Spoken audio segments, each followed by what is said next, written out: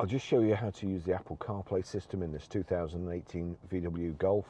Apple Carplay is probably the best thing to come into cars in the last decade, I would imagine.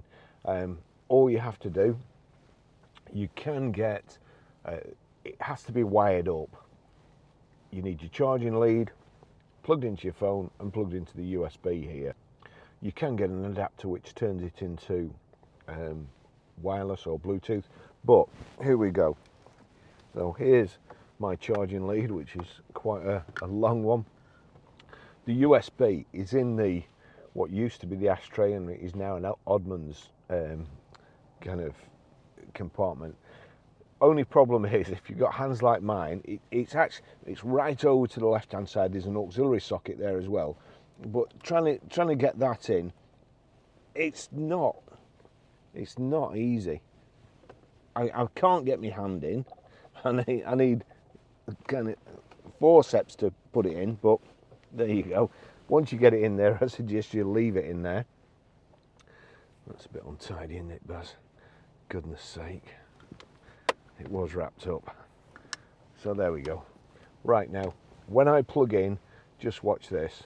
So I'm going to plug in now. I'm going to do that over there. So I'll plug that in.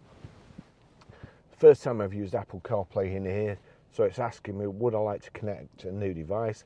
So I do.